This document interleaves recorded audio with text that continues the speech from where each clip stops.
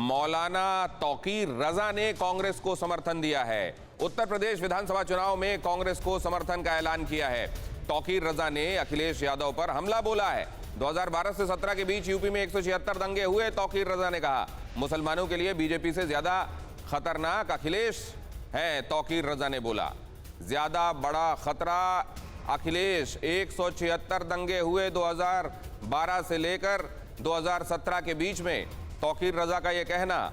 और इसलिए उन्होंने अखिलेश को आड़े हाथों लेते हुए ये कहा है कि कांग्रेस को समर्थन मेरा जा रहा है। मौलाना तौकीर रजा ने कांग्रेस को समर्थन का ऐलान किया है। प्रमुख मौलाना तौकीर रजा इस वक्त हमारे साथ हैं। तौकीर रजा साहब, चुनाव, विधानसभा के चुनाव यूपी में करीब आ चुके हैं। अखिलेश यादव से बातचीत तो हुई लेकिन बात नहीं बन पाई, क्या वजह रही? अखिलेश यादव इस वक्त ऐसी हवाओं में है और उनमें मैं देख रहा हूं कहीं गुरूर पैदा हो गया है, क्योंकि उन्होंने जो कुछ भी हासिल हुआ है उन्हें वो संघर्ष करके नहीं किया है। बाप ने खेत जोता, बोया, फसल काट ली, तो इन्हें अंदाज़ा नहीं है। ये मकबूलियत और ये तमाम चीज़ें हासिल करने के लिए बड़े संघर्ष करने पड़ते हैं और फिर आपको आसानी से जो कुछ भी मिल जाता है उसकी आपको कदर नहीं होती है। आपने 5 साल पिछली सरकार, आपको याद होगा, अखिलेश ने किस गैर जिम्मेदार तरीके से चलाई। इसके बावजूद मैंने प्राथमिकता उन्हीं को दी, उन्हीं से पहले बात की। मैंने कहा, पहले भी मैंने आपके सामने ये बात रखी थी कि दंगा जांच आयोग बनाइए। आपके दौरे हुकूमत में 176 तकरीबन छोटे बड़े दंगे हुए थे। दंगे होने का फिर अंदेशा है, इसलिए ये आयोग बनाया जाना बेहद ज़रूरी है। उन्होंने कहा दिवाली बाद जवाब देंगे, आज तक जवाब नहीं दिया है। उसके बाद मेरी कांग्रेस से बात हुई और प्रियंका गांधी जी से बात करने के बाद मुझे ऐसा महसूस हुआ कि जिस कांग्रेस से मैं नाराज़ था, ये वो कांग्रेस नहीं है। ये आज की कांग्रेस है, नया जोश है, नया क्लेवर है, नया प्रोग्राम है और नए तरीके से ये गांधी जी के ज़माने में जो कांग्रेस हुआ करती थी, मुझे यकीन है कि वैसी ही कांग्रेस अब प्रियंका गांधी बनाने वाली है। तो क्या लगता है आपको, चूंकि अखिलेश यादव के साथ आपके रिश्ते अच्छे रहे, जब उनकी सरकार थी सपा की, आप दर्जा प्राप्त मंत्री भी रहे और सरकार से अच्छे ताल्लुकात रहे, तो क्या आपको लगता है बातचीत के बाद भी आपको उतनी तवज्जो ना मिलना, इसके पीछे क्या वजह मानते हैं आप? देखिए, ऐसा है, हम लोभ और लालच की या सौदेबाजी की राजनीति नहीं करते। हम राजनीति करते हैं मान सम्मान के लिए, अपने लोगों को इंसाफ दिलाने के लिए, अपने प्रदेश से मोहब्बत के लिए करते हैं। तो मैंने उस वक्त जब अखिलेश यादव सत्ता में थे, मेरे पास स्टेटस था, तब मैंने उनको छोड़ा था। उनकी नाइंसाफ़ी देखकर, जब मेरे बच्चों पर गोलियां चलाई जा रही थी, जब मैंने देखा डीएसपी ज़ियाउल हक अंसारी वर्दी में मारा गया, ऑन ड्यूटी मारा गया, उसको इंसाफ नहीं मिला, उसके कातिलों को गिरफ्तार नहीं किया गया। कार्यकाल से खुश नहीं थे? आप मानते हैं कि बढ़िया नहीं रहा अखिलेश यादव का कार्यकाल? उन तमाम नाकामियों पर मैंने खाक डालकर मैंने कहा, एक बार मैं फिर तुम्हारा साथ दे सकता हूं अगर तुम दंगा जांच आयोग बना दो।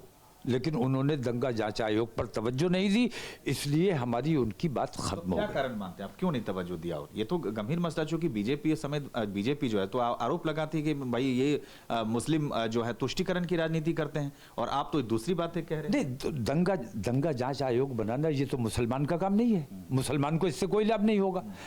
प्रदेश का लाभ होगा, सरकार का लाभ होगा, पुलिस और प्रशासन का लाभ होगा। जब ऐसा जांच आयोग होगा जो असल दंगाई को पकड़ लेगा, तो असल दंगाई को ना पकड़ के मुसलमानों को पकड़ना, और मुझे अंदेशा है कि अब जो सरकार नई बनेगी, दंगे फसाद दोबारा होंगे। अगर दंगा जांच आयोग नहीं बना तो मुझे अंदेशा है कि फिर वही 2012 से 17 दोहराया जाएगा। इसीलिए मैंने ये फैसला किया कि अब मुझे अपने उत्तर प्रदेश को महफूज हाथों में देना है।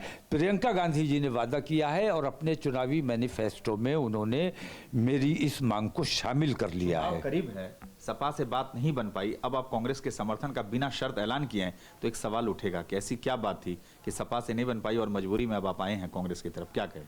नहीं, अब सौदेबाजियों का दौर चलता है, लेकिन इतना समझ लीजिए कि हर कोई सौदेबाज नहीं होता। मैं अखिलेश यादव के पास मुख्यमंत्री पद मांगने नहीं गया था, कोई टिकट मांगने नहीं गया। एक टिकट की मैंने उनके सामने डिमांड नहीं रखी। उनसे मुलाकात हो तो उनसे पूछ लीजिए क्या मैंने उनसे कोई एक टिकट भी मांगा था। किसी किस्म की मैंने कोई डिमांड नहीं रखी, सिर्फ एक डिमांड थी और वही डिमांड कांग्रेस के सामने रखी। उन्होंने नहीं मानी, मैंने उनका साथ छोड़ दिया। इन्होंने मान ली, मैं इनके साथ खड़ा हो गया।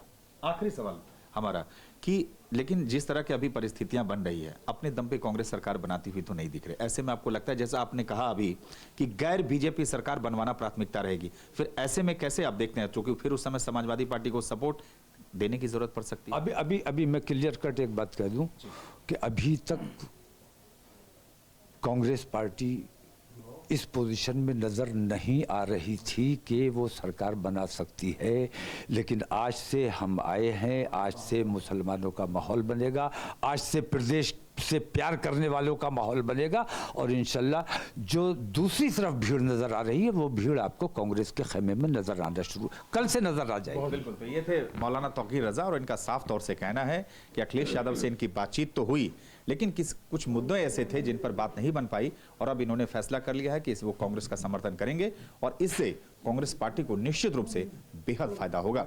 जर्नलिस्ट विजय के साथ सुमंत कुमार, TV9 भारतवर्ष, लखनऊ। कोरोना धर्म नहीं देखता, जात नहीं देखता, अमीर गरीब ऊंच नीच नहीं देखता। कोरोना सिर्फ मौका देखता है, लेकिन आप उसे मौका मत दीजिए। बस इतना कीजिए, जब कभी दफ्तर से बाजार से घर लौटिए तो इतना ख्याल जरूर रखिए कहीं आपके साथ कोरोना आपके घर तो नहीं जा रहा। भूलिए मत, कोरोना अभी जिंदा है।